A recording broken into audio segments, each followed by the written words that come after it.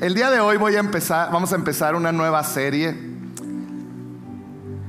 que honestamente te lo digo, cuando la estaba preparando, yo pude sentir al Espíritu Santo hablar. Y creo que esta serie puede cambiar para muchos la imagen que tenemos del cristianismo y lo que es seguir a Cristo. Entonces, yo quiero que oremos para iniciar esta nueva serie. Se llama Cristo, más de lo que imaginé. Y me gustaría que oráramos para pedirle al Espíritu Santo que tome este lugar. Padre, en el nombre de Jesús, Espíritu Santo, te entregamos este tiempo, Señor.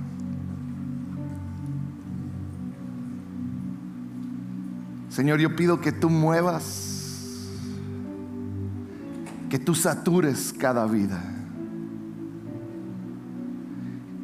cada corazón, Señor. Que no salgamos como entramos. Que tu presencia, la revelación de tu palabra transforme nuestra vida. Que no sean mis palabras, que seas tú hablando a cada corazón, Espíritu de Dios. Que seas tú revelándonos quién es Cristo.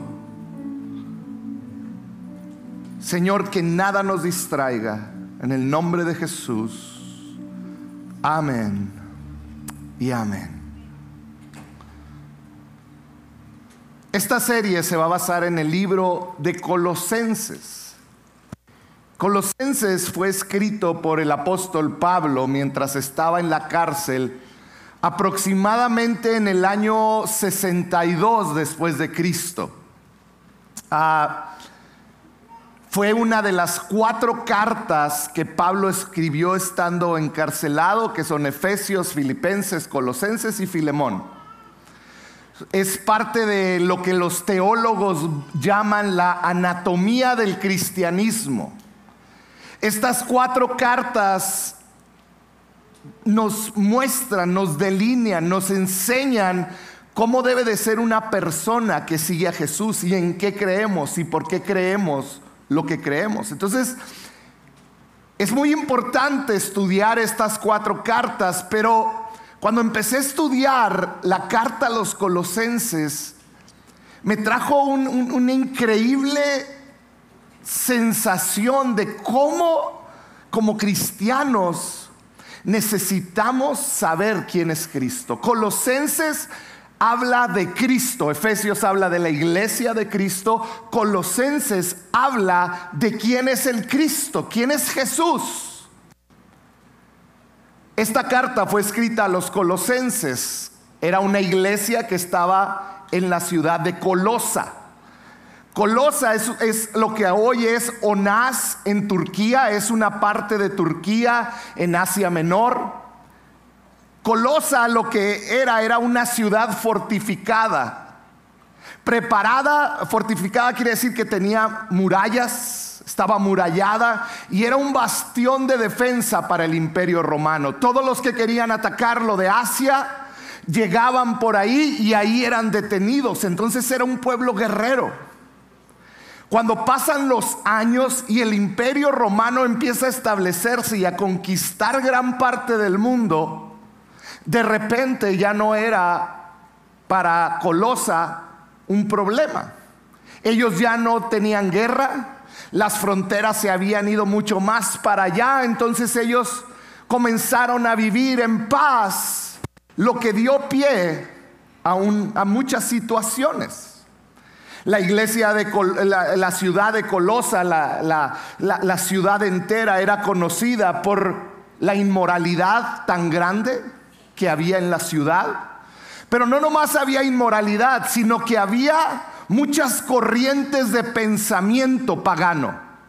¿Qué es esto? Había muchas maneras de pensar distintas, filosofías que explicaban el ser y que trataban de explicar la vida, y todo esto sucedía ahí adentro. Muy similar a lo que estamos viviendo hoy.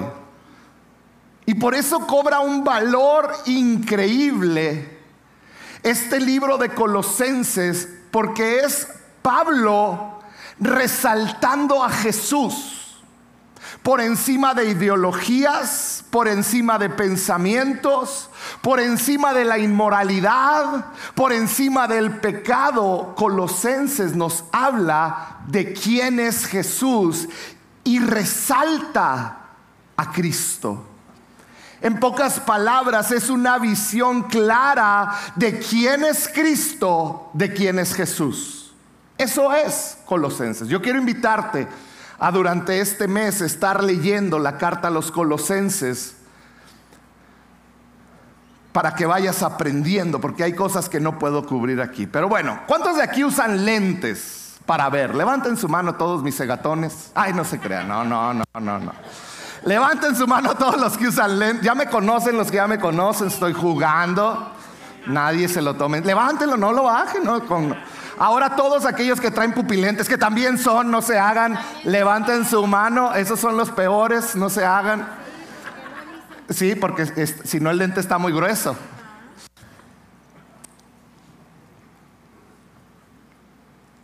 Si tú necesitas lentes es porque tu visión está mal. Pónganme la primera. ¿Qué dice ahí? Más de lo que imaginé, ¿verdad? ¿Todos lo ven bien? Sí, ¿verdad? Si tú necesitaras lentes, quizá lo verías así. Pero si tú estás un poquito más para allá, quizá lo verías así. Y si estás más allá, que hay algunos, no lo aceptan, pero es la misma imagen, pero algo que está mal en nuestra vista no nos lo permite ver. Si tú tienes los lentes correctos, ¿lo vas a ver? Claro. Pero si tú tienes los lentes incorrectos, ¿lo vas a ver borroso? ¿A alguien aquí le han dado sus lentes mal? Yo una vez me puse los lentes, no voy a decir de quién, y me los puse y hasta me mareé, casi me caí. No, es que en un ojo tenía un chorro y en el otro tenía nada y era muy extraño, y entonces era así como ir de lado. Pero nunca voy a aceptar que fue mi esposa. No es cierto. Es que no está ahorita, por eso. Ahí viene.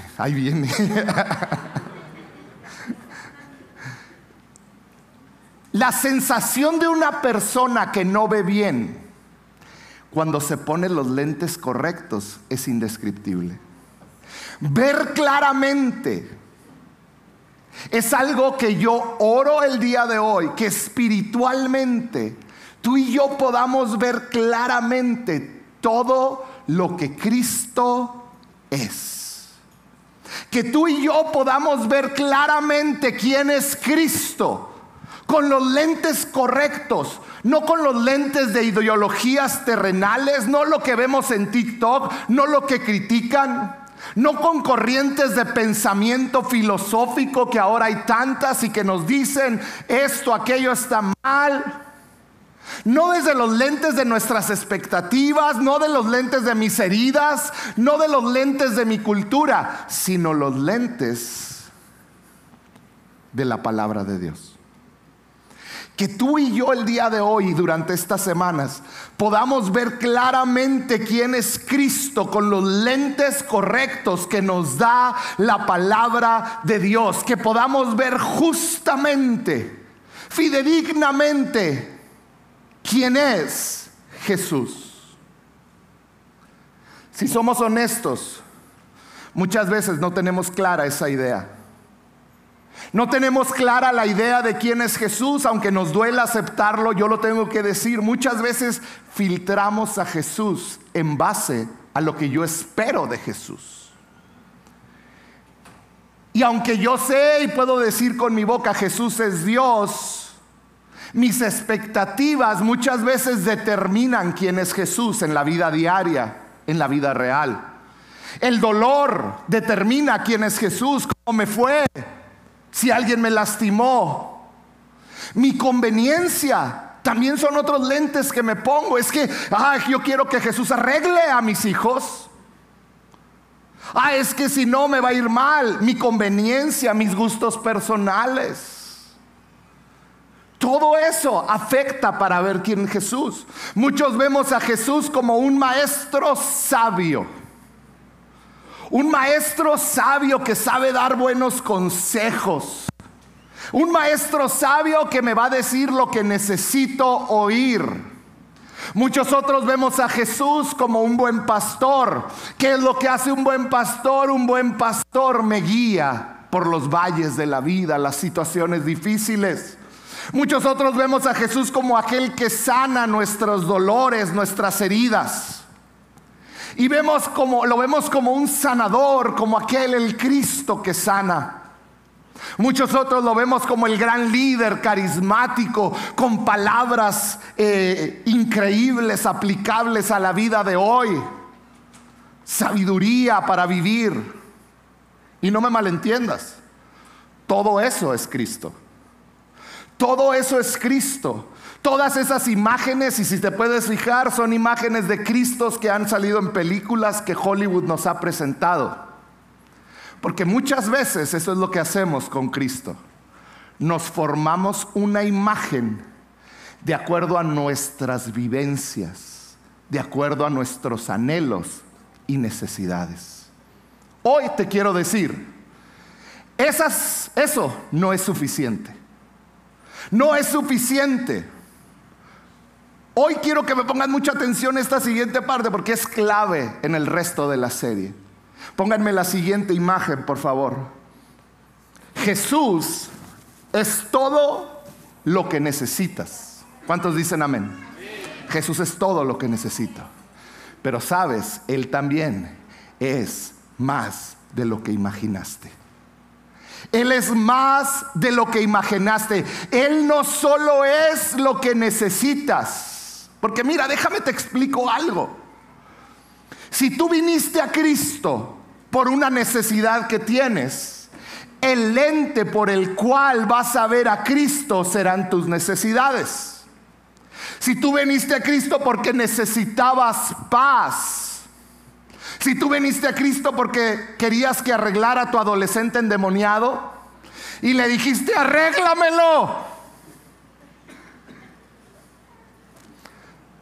tú vas a ver a Cristo a través de los lentes de qué sucede con tu adolescente endemoniado. Si tú viniste a Cristo con los lentes de decir, es que necesito ayuda en mi matrimonio, tú vas a ver a Cristo a través de los lentes de tu matrimonio.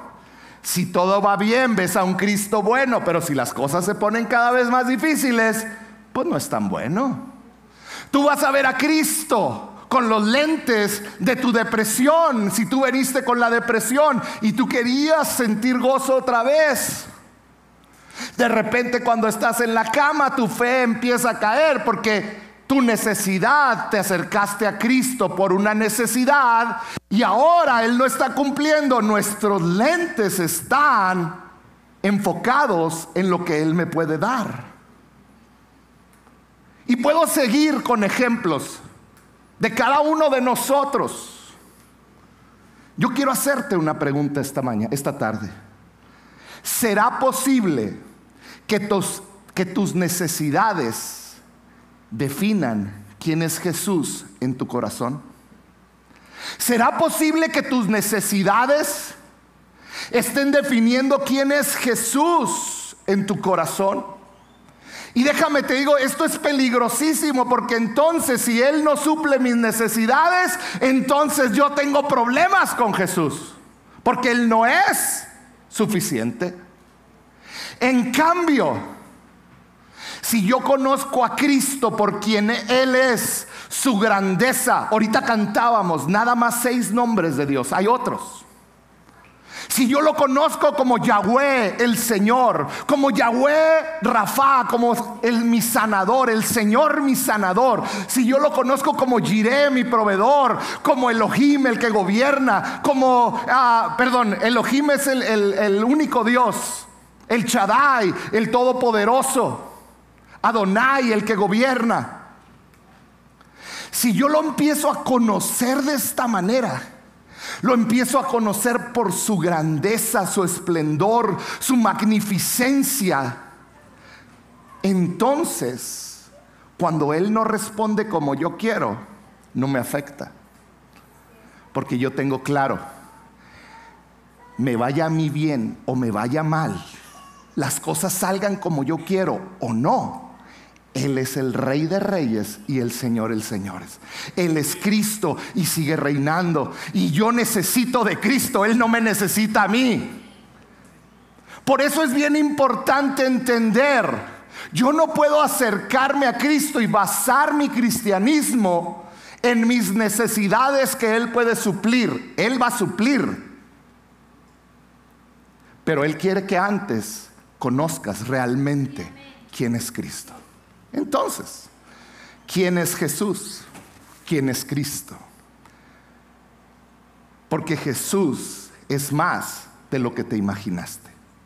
Colosenses capítulo 1, versículo 15. Comienza Pablo esta increíble enseñanza acerca de quién es Cristo, quién es Jesús. Y dice así: Cristo es la imagen visible del Dios invisible. En otras palabras, si tú ves a Cristo, estás viendo a Dios. Jesús mismo lo dijo en el Evangelio de Juan: si me has visto a mí, has visto al Padre. Dice, es la imagen visible de un Dios invisible. Él, hablando de Cristo, ya existía antes de que las cosas fueron creadas y es supremo sobre toda la creación. Esta palabra supremo tienes que memorizártela, es muy grande, es muy poderosa. Una versión de la Biblia dice primogénito y pareciera como si fuera la primer creación Cristo. No se refiere a eso la palabra original en el griego. La palabra supremo es mejor traducción porque implica que está desde el principio, está por encima, gobierna por sobre todas las cosas. Es supremo, cubre todo. Y está diciendo, Cristo está desde el principio y está por sobre todas las cosas. Ahora, comienza este versículo diciendo, Cristo es la imagen visible del Dios invisible. Jesús es la imagen visible de un Dios que no podemos ver. ¿Alguien aquí ha visto a Dios con sus ojos? Cristo es la imagen. Y te voy a explicar esa palabra, imagen. Imagen en el griego original es una palabra que usaban los romanos para referirse a la inscripción que había en las monedas. Pónganme ahí una moneda. El imperio romano fue estableciéndose, fue creciendo. Y mientras iba creciendo, el emperador de Roma mandó a hacer monedas donde con su imagen la ponían, la imprimían en el metal y con eso hacían monedas. Entonces, si tú eras un pueblo conquistado que no conocía de vista al emperador romano, pero tú tenías monedas y tú sabías cómo era, tú podías entender, ese es el emperador romano. Y lo que está diciendo no es que la Biblia en Colosenses 1:16 no es que Jesús es la imagen física de Dios, pero está hablando de la naturaleza y del carácter de Dios. Está diciendo, cuando ustedes ven a Cristo en la palabra de Dios, es la naturaleza, es la imagen de Dios mismo. Fíjate, en Hebreos 1:3 utiliza la misma palabra imagen. Dice, el Hijo, hablando de Jesús, es el resplandor de la gloria de Dios. La fiel, ¿qué cosa? ¿La fiel qué? Si no me responden les voy a hacer examen, La fiel imagen de lo que Él es y el que sostiene todas las cosas con su palabra poderosa. El apóstol Juan también escribió, a Dios nadie lo ha visto nunca.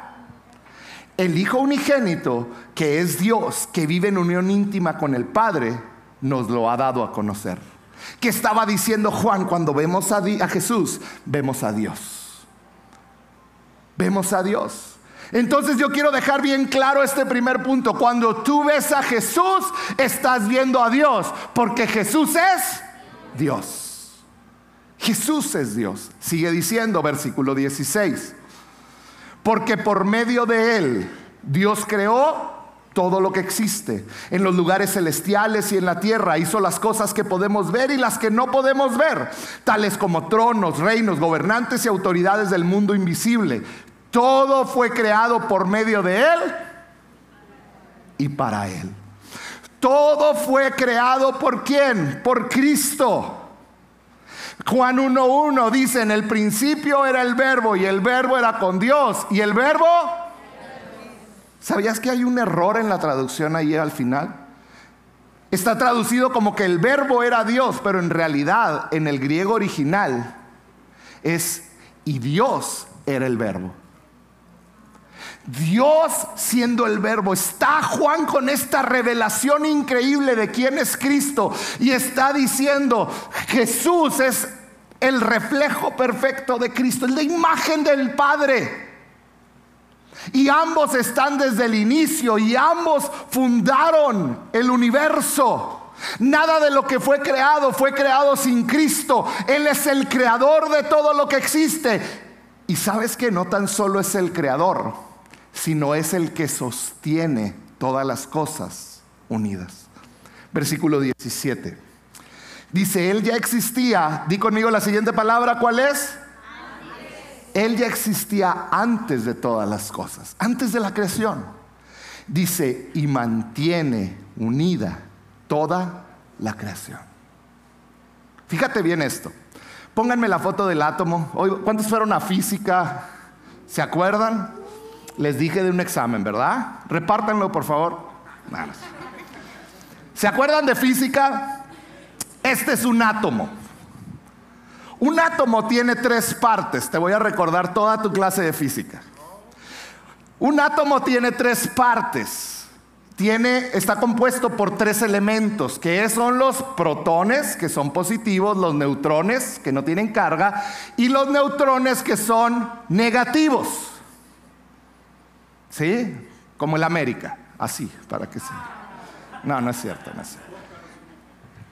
En el centro está lo que llaman el núcleo del átomo. Ahora, el átomo, yo sé que ya hay nuevos descubrimientos, pero el átomo es la partícula más pequeña de la que estamos formados. ¿Estamos de acuerdo? Entonces, el núcleo está formado por protones y neutrones que tienen carga positiva. Alrededor están girando, alrededor del núcleo, los neutrones que tienen carga negativa. Ahora, ¿qué pasa cuando yo junto un imán? Cuando junto su parte positiva con la parte negativa, ¿qué pasa? Se juntan, ¿verdad que sí? Si tú juntas la parte positiva y la negativa de un imán, se juntan. Pero ¿qué si pongo las 2 partes positivas de un imán? Se repelen, se separan. ¿Cómo me explicas? Y los científicos hasta el día de hoy no lo han podido explicar. ¿Cómo es posible que en el centro del átomo hay 2 elementos con carga positiva unidos? No lo entienden. Le han llamado de diferentes maneras, pero no entienden. Es que como el núcleo del átomo se mantiene unido cuando tiene carga positiva. ¿Sabes cómo le llamaron los científicos a esa fuerza que los une? Le llamaron the strong force, la fuerza poderosa. No tienen manera de saber. Y yo les digo, pues vayan a Colosenses 1:17, y ahí dice: Cristo, el que creó todo, mantiene unida, ¿qué dice la Biblia? Toda la creación. Cristo es el que la mantiene unida. Ellos no entienden qué es esta fuerza. Tú y yo sabemos quién es el que mantiene unida toda la creación. Quédate con este pensamiento. Versículo 18. Cristo también es la cabeza de la iglesia, la cual es su cuerpo. Él es el principio. Y luego dice, supremo sobre todos los que se levantan de los muertos. Así que Él es el primero en todo. En cada área de la existencia humana, este concepto aplica. Este concepto de que Él mantiene unido lo que no debería de estar unido. Yo tengo 23 años de casado y mi esposa y yo somos dos elementos, iba a decir negativos, no, positivos, que naturalmente por nuestros caracteres, que los dos, bueno, más ella, tiene un carácter muy fuerte. Ay, ya llegó. Ay. Avísame. Digo, ustedes me conocen, ¿verdad? Pues ¿para qué miento? Pero yo tengo un carácter fuerte. Poquito. ¿Cómo es posible que 23 años ha sobrevivido esa mujer a mi lado? Es la... Sáquenla, por favor. Hijo, le está haciendo la barba,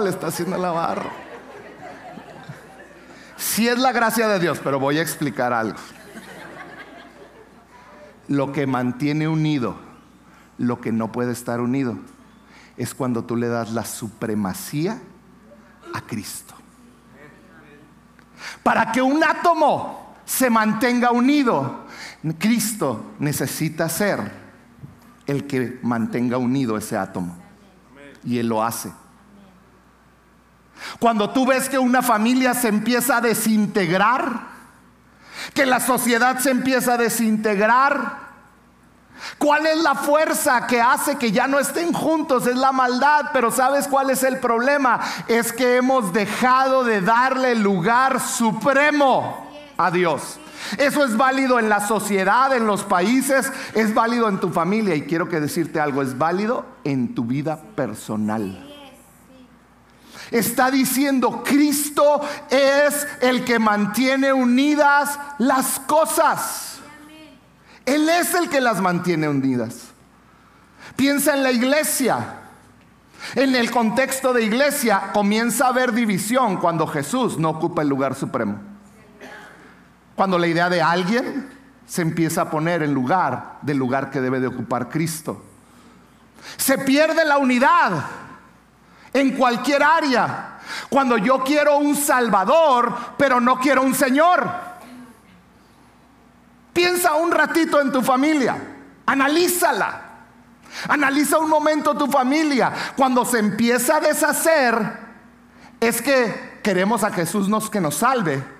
Oh Señor, yo voy a la iglesia, sálvame Señor. Pero no queremos que sea el Señor de nuestra familia.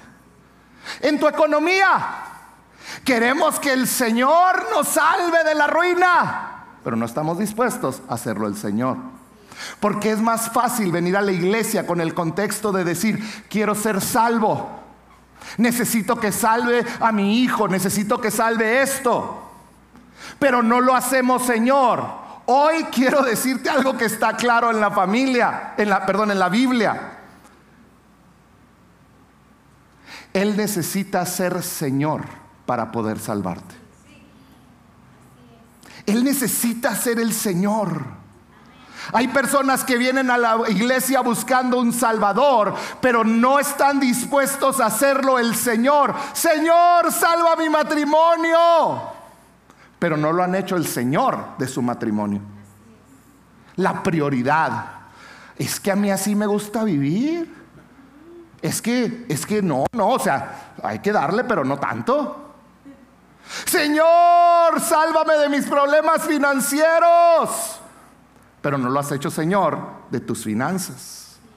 No Señor, es que si te doy el 10% no me alcanza, te voy a dar una propina. Si tienes dudas, 2 semanas atrás ve a nuestras redes. Oh Señor, es que sálvame de mis problemas emocionales y amorosos. Me quiero casar, Señor. Pero no lo has hecho Señor de tu sexualidad. Y sigues entregando tu cuerpo Queremos que sea el que nos salve, pero no estamos dispuestos a hacerlo, Señor. Señor, sálvame de mis problemas en mi negocio, cuídame. Pero no lo has hecho, Señor, de tu tiempo. Todo tu tiempo se lo das al negocio. No puedes tener a Dios como tu Salvador hasta que Él sea el Señor de tu todo. Te lo voy a repetir. No puedes tener al Señor como tu Salvador hasta que Él sea el Señor de tu todo. Es imposible. Hasta que no sea el Señor de todo en tu vida, no es Señor de nada de ella. Cristo se trata de entregarle el señorío. Cuando le pedimos a Dios que nos salve, no podemos pedirle que solo sea nuestro Salvador si antes no hemos rendido realmente nuestra vida a Él. Te puedo ser muy honesto. Al igual que tú, hay áreas de mi vida en las cuales yo no le he dado el señorío a Dios. Áreas con las que batallo. Áreas que tiendo a esconder. Áreas que tiendo a guardarme para mí. Pero Dios pide que le demos todo. Dios pide que le demos el señorío sobre nuestra vida. Recuerdo hace algunos años, cuando Dios me pidió todo. Tenía 19 años yo, unos añitos atrás. Y estaba en la iglesia y vino un predicador que me encanta. Se llama Juan Beriken. Y Juan Beriken dio una predicación de esas que te destrozan la vida. Donde no puedes volver a ser el mismo. Y al final hizo un llamado y dijo: vengan acá los que tienen que entregarle su todo a Dios. Y yo me paré con convicción. Y yo dije: sí, Señor, te doy todo. Ahí están mis papás y ahí están mis hermanos. Es más, hasta mi diezmo, ahí está, todo te doy. Y de repente escucho que Dios me dice: ¿y tus sueños? Y en eso, como en una foto, se aparece un carro, el carro que yo había soñado, porque yo estaba estudiando para tener dinero. Y aparece mi carro, ¡pum! Y yo dije: Señor, no te pases, ya te di todo. Y el carro no se iba. Y le dije: de veras, me costó. Porque no era entregar un carro, era entregarle la idea de que iba a vivir por el dinero. Y le dije: te doy ese sueño. Y me acuerdo que se esfumó.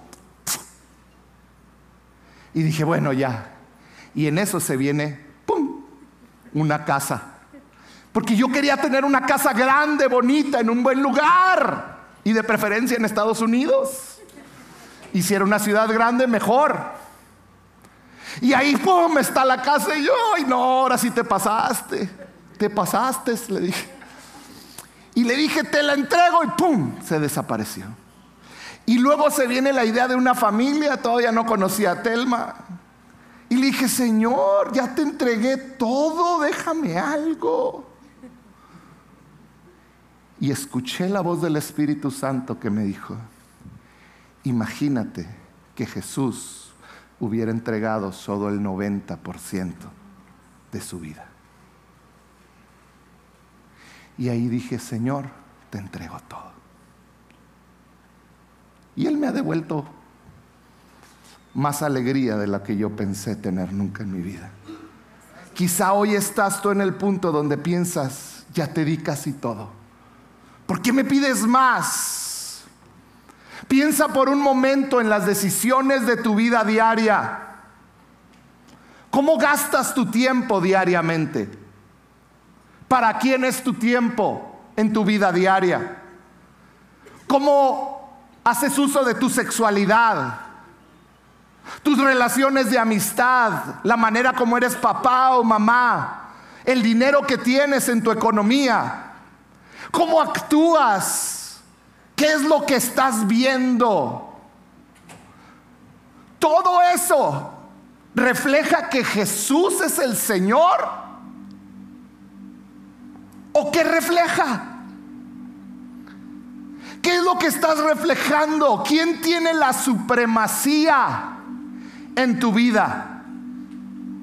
Hoy quizá estás aquí y tu vida se está desmoronando emocional, físicamente, el matrimonio, los hijos. Y hoy Dios te trajo para encontrarse contigo y decirte: no es suficiente que seas salvo, necesitas entregar el señorío, necesitas darme el señorío de tu vida, porque cuando Él es el supremo, Él une todas las cosas. Ese es Cristo. Ese es Cristo. Hasta que Dios no sea el Señor de todo en tu vida, no es Señor de nada en ella. No te engañes. Él necesita ser el Señor. Me encanta Colosenses. Te voy a dar un resumen de lo que habla de quién es Cristo, el que merece que le demos el señorío. En Colosenses capítulo 1 dice que es Hijo de Dios y Redentor. También adelante dice que es la imagen de Dios. Lo que está al lado derecho es el capítulo y el versículo de Colosenses. Él es la imagen de Dios. Cuando vemos a Cristo, vemos a Dios. También dice que es el Señor de la creación. También dice que es la cabeza de la iglesia. También dice que es el reconciliador de todo.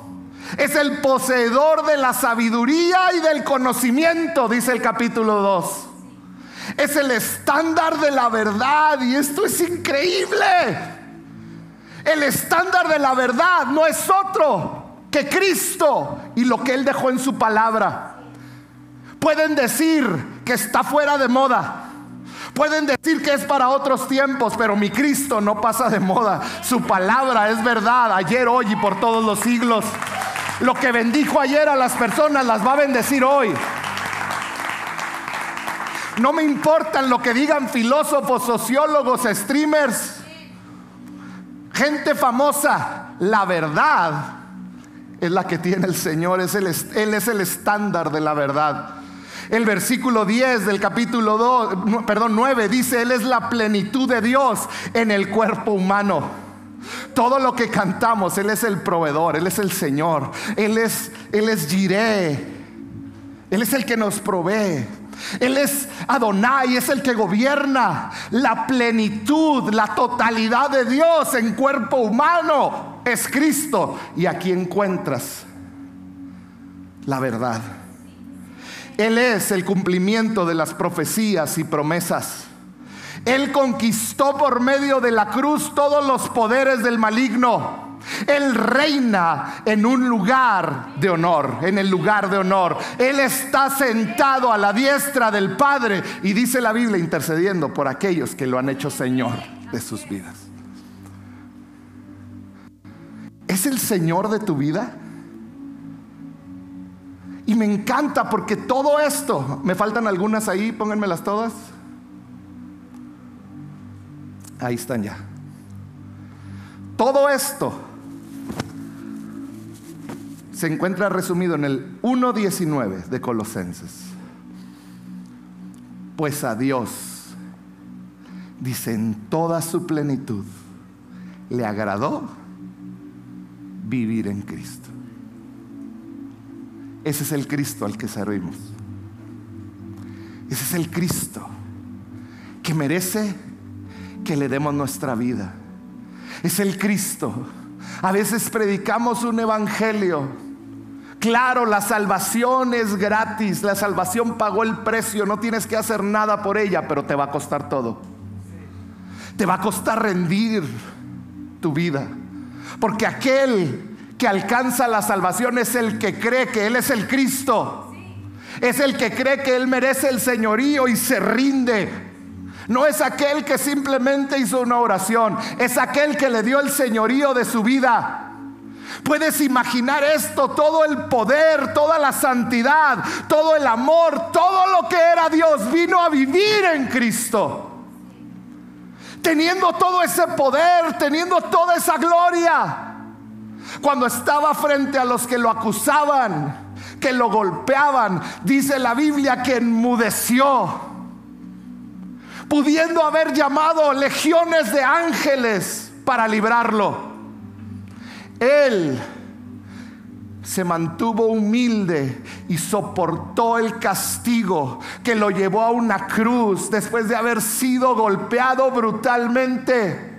Terminó en una cruz, en un madero, humillado, desnudo, derramando su sangre, cuando tenía la plenitud del Dios creador en él. No nada más eso, entregó su vida completamente, fue enterrado en una tumba, pero al tercer día resucitó y quitó las llaves de la muerte a Satanás, y ahora Él vive y reina. Ahora Él vive y reina. Ese es nuestro evangelio, ese es el evangelio. Por eso Jesús es más de lo que imaginaste. Y como es más de lo que imaginas, Él tiene todo lo que necesitas. Pero no es al revés. Jesús es más. Colosenses nos deja claro cuál es nuestra necesidad más grande. Fíjate el siguiente versículo, versículo 20. Dice: y por medio de Él, por medio de Cristo, Dios reconcilió consigo todas las cosas. Nuestra necesidad más grande era reconciliarnos con Dios. Dice: hizo la paz con todo lo que existe en el cielo y en la tierra, por medio de la sangre de Cristo en la cruz. Cristo es todo lo que necesito. 21. Eso lo incluye a ustedes. Eso los incluye a ustedes, que antes estaban lejos de Dios, eran sus enemigos. Pero espérate, si nos han predicado que el hombre es tan bueno que Dios murió por él. Sin Cristo somos sus enemigos. No es verdad que Él ama al hombre. Ay, Él odia al pecado, pero ama al hombre. Él odia al pecado, pero también el hombre que comete el pecado. Él no puede estar a favor y aplaudir. Dice que sin Él somos sus enemigos. Dejemos de predicar un evangelio humanista que levanta al hombre. Debemos de levantar a Cristo. Es lo que está haciendo. Está diciendo: cuando el hombre era enemigo, Cristo se entregó por el hombre. Cristo nos dio vida. Dice: eran sus enemigos, separados de Él por sus malos pensamientos y acciones. ¿Nos está describiendo o no? 22. Pero ahora Él los reconcilió consigo mediante la muerte de Cristo en su cuerpo físico. Como resultado los ha trasladado a su propia presencia. Ahora ustedes son santos, libres de culpa, y pueden presentarse delante de Él sin ninguna falta. El sacrificio de Cristo nos limpia. Él es el que merece nuestro señorío. Él es más de lo que imaginamos. Él es todo lo que necesitamos. Esta palabra que dice, esta última frase, dice sin ninguna falta, era la palabra que se usaba para cuando iban a llevar un cordero a sacrificar. El cordero tenía que ser perfecto. Y cuando lo examinaban y veían que el cordero era perfecto, dicen: está listo para el sacrificio, no tiene ninguna falta. ¿Sabías que por medio del sacrificio de Cristo, tú y yo, a pesar de que estamos negros de nuestro pecado, de que somos enemigos, la gracia de Cristo cubre nuestro pecado? Y ahora el Padre, cuando voltea, no ve el pecado. De repente nos salimos poquito y tenemos que regresar. Su gracia cubre el pecado, y el Padre, cuando voltea, dice: pues yo lo veo muy bien, porque está viendo a Cristo. Esa es la gracia. Pero esta gracia se obtiene cuando tú lo haces realmente el Señor de tu vida, de todo lo que eres. Cuando reconoces, Él es más de lo que imaginé y Él requiere todo de mí. ¿Sabes qué hace esto? Que no importa cuál haya sido tu pecado, no importa lo terrible que hayas hecho, no importa lo terrible de tus consecuencias que estás viviendo hoy. Si Cristo es tu Señor, el Padre no ve tu pecado, así como tú no puedes ver mi celular, que por cierto sigue negro. Esa es la gracia.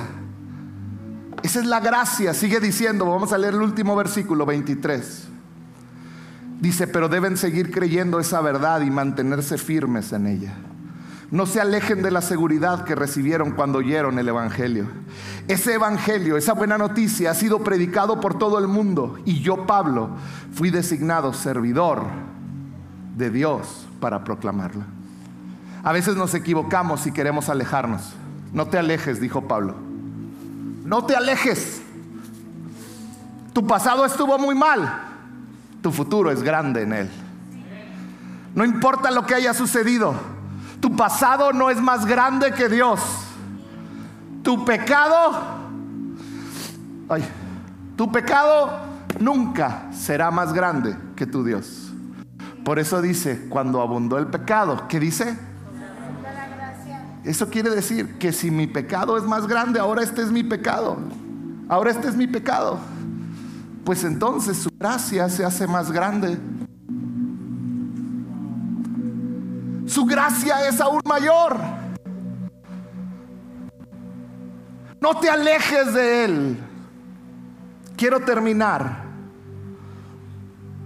recordándote lo que es el Evangelio. Cristo vino a este mundo, caminó entre nosotros como hombre, fue tentado, pero no pecó. Al último, con engaños, fue llevado, juzgado y muerto en una cruz después de haber sido brutalmente golpeado. Él murió en una cruz derramando cada gota de sangre, pero al tercer día Él se levantó de los muertos. El Espíritu Santo que mora en ti le levantó de los muertos, y Él ascendió al cielo, y Él es nuestro abogado delante del Padre. Él es Cristo. Él es más de lo que yo imaginé. Él es más de lo que necesito. Él es suficiente para mí. Y sabes, Él es suficiente para ti.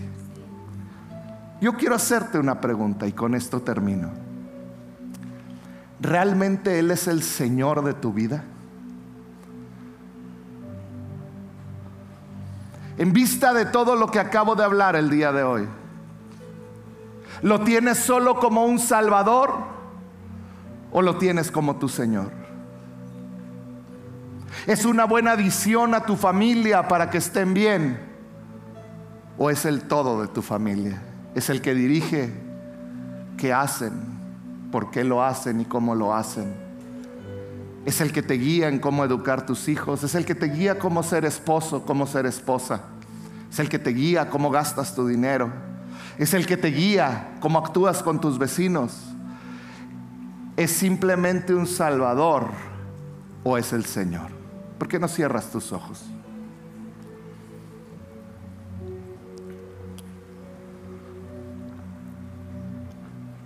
El llamado el día de hoy de parte del Espíritu Santo es a que Él sea el Señor de tu vida. Ahí donde estás, pregúntate: ¿realmente Cristo es el Señor de mi vida? Si no es así, el día de hoy tienes la oportunidad de hacerlo tu Señor, de declararlo tu Señor. No importa si tienes 20 o 30 años en la iglesia o si es tu primera vez que vienes.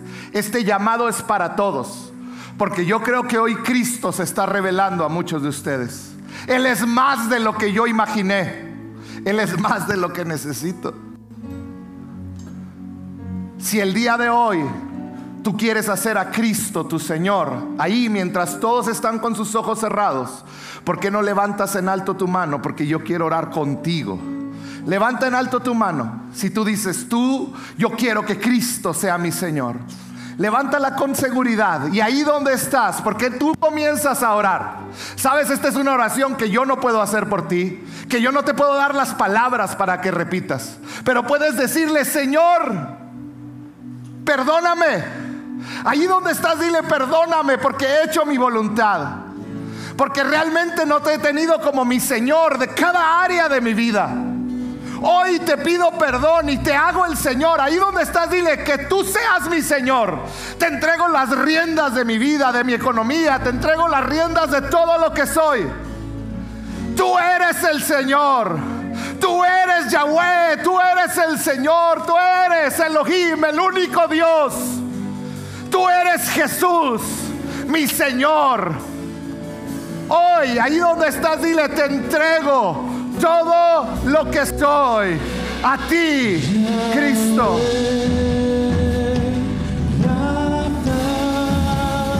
Y si te quieres poner de pie,